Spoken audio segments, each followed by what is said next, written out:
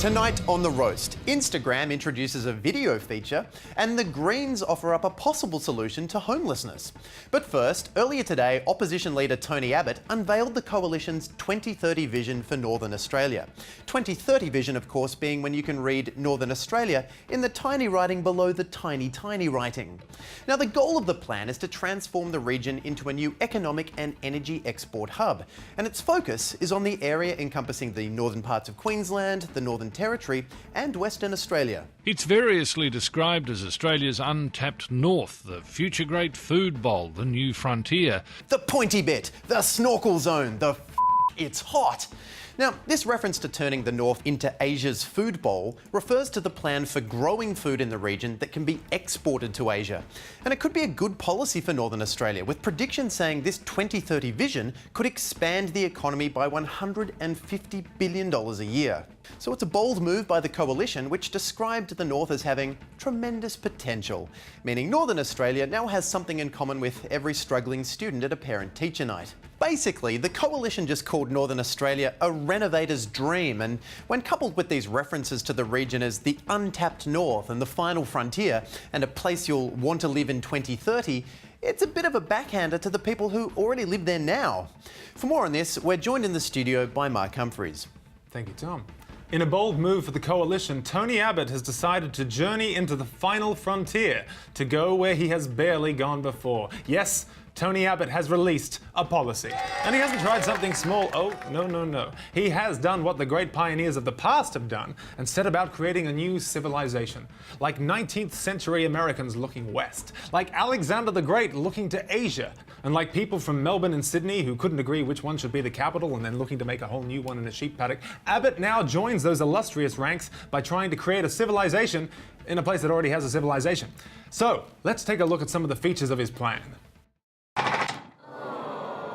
Okay, baby steps. He is new to this whole policy thing. It turns out that Abbott has only pledged to produce a white paper with detailed proposals within 12 months if the Coalition wins the election. So his great policy plan is a plan to release a plan. But in his plan for a plan, we have found out a few stray details. $21 million for flood mitigation. Great. $75 million for solar panels and green projects. Fantastic.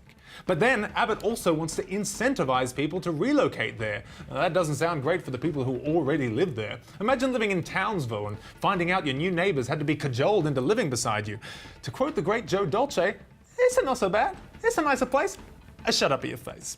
And then what about the future immigrants themselves? Well, there were rumours that the policy could potentially force public servants from the CSIRO to relocate or lose their jobs. Now, this was dismissed by Abbott in Parliament this week, which is lucky because you don't want to piss off scientists. Have you seen the destruction they can cause with just baking soda and vinegar? Yeah, pour that in. Oh, look at that! Science in action. Terrifying. I'm Mark Humphries. Tom? Well, next up tonight, we're introducing a segment where we talk about what you're talking about. You know, the water cooler topics, the awkward chats with your cab driver, the things setting Twitter abuzz despite not really mattering at all. In short, the things that exist in the Zeitgeist. Tonight on The Zeitgeist, we're talking about Instagram's move to allow users to record and share videos. Instagram co-founder Kevin Systrom says users will be able to record 15-second clips by tapping a video icon on the app. It's a bold, groundbreaking, innovative idea that the creators of Vine had 12 months ago. However, Instagram's videos are 8.5 seconds longer. That's so innovative, it's innovative. So with this move, Instagram will most likely kill off Vine in the same way Facebook took care of its competitor. I was the other Tom from MySpace. Now, of course, another point of difference is that the Instagram videos will have the option of adding filters, meaning those videos of people being racist on public transport will now look fantastic. Sit down, bro. Educate yourself. What are you going to school for? You got no education. I'm born here. I know what I'm doing. Yeah, it's got all the narrow-minded views of the 50s with a filter to match.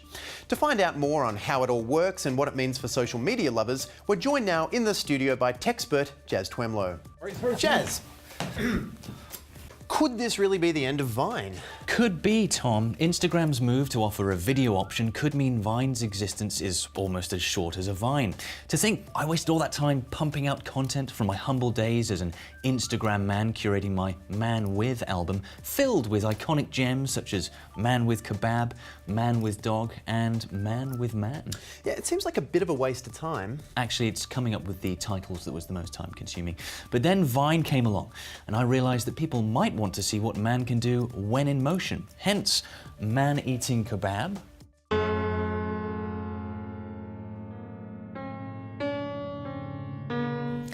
Man stroking dog.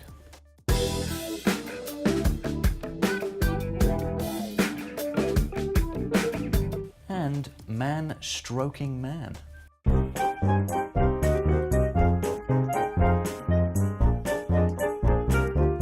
Well, if it really is the end of Vine, at least you'll have more time to do something productive. I know, like remaking my Vine videos for my Instagram. I bet my followers can't wait to see the 15-second extended director's cut of man eating kebab.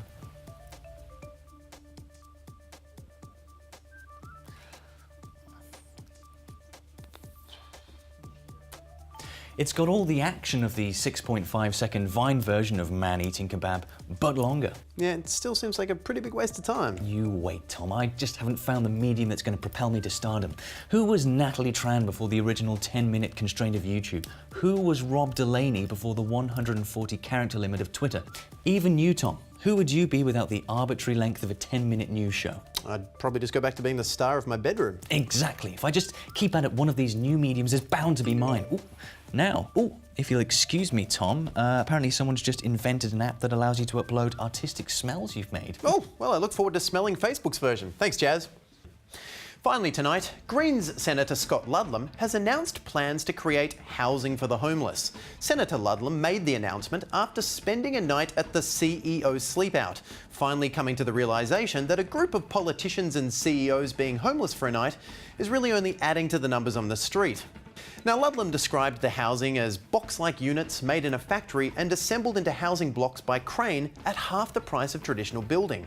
It's just like Lego, but if you step on this in the middle of the night, you're a giant. Now, these factory box units are the most economical solution to housing the homeless yet, as they're assembled by 4 people in 10 hours for $75,000 a home.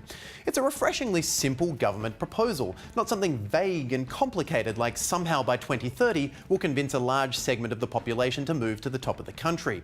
Instead, it's the kind of straight-up, logical approach to a problem that could only have come from the brain of an innocent Mexican child. How do you decide between crunchy and soft tacos? ¿Por qué no los dos? Some estimates suggest it would only take the construction of 7,000 units to ensure no Australian goes without a roof over their head, which means the Greens came to the realisation that the best way to fix the homeless problem was to give the homeless people houses.